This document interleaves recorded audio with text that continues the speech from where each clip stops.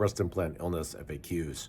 What is breast implant illness? So I look at it as a chronic inflammatory process of which a breast implant is playing a role. Last year, we published a paper of over 600 consecutive explant specimens that show there's 29% which have bacterial contamination. Another paper was published by Dr. Mathun Sina that showed that bacterial contamination, specifically Staph epidermidis, can interact with your breast tissue, create oxylipin tenhome, which can lead to more symptoms. And we'll go over symptoms next. So what are the most common symptoms?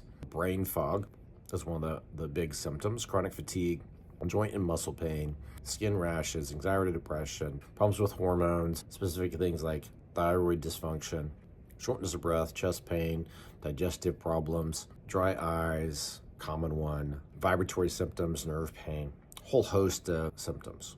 What causes breast implant illness? Well, I previously discussed that if there's bacterial contamination, specifically with Staph epidermidis, Cutibacterium acnes, these can lead to interaction with the breast tissue, forming something called oxylipin tenhome, which downstream can cause immune system activation and increase symptoms. For those other patients, there's certainly, in our opinion, a lot of evidence towards genetic predisposition, toxicity burden, gut health, hormonal imbalance, metabolism issues, and food triggers.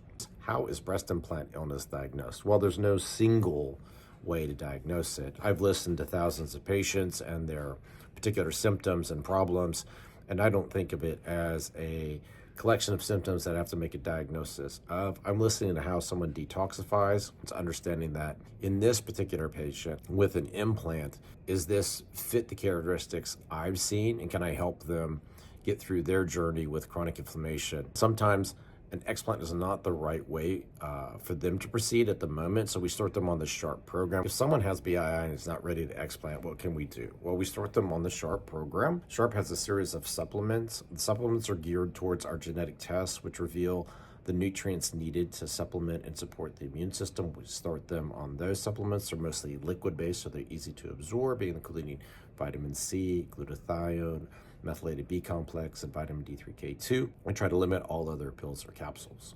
Who is at risk of developing breast implant illness? So chronic inflammation can happen in a number of patients, like I said before, even without implants, whether it's hip, knee, breast, dental, it does not matter. But if you had a pre-existing autoimmune condition or a family history of an autoimmune condition, it might be a little bit simpler for you to develop that problem just because of a predisposition, either genetically. Also, like I said, based on your genetics and based on your environmental exposures, you can have a lot of problems with chronic inflammation.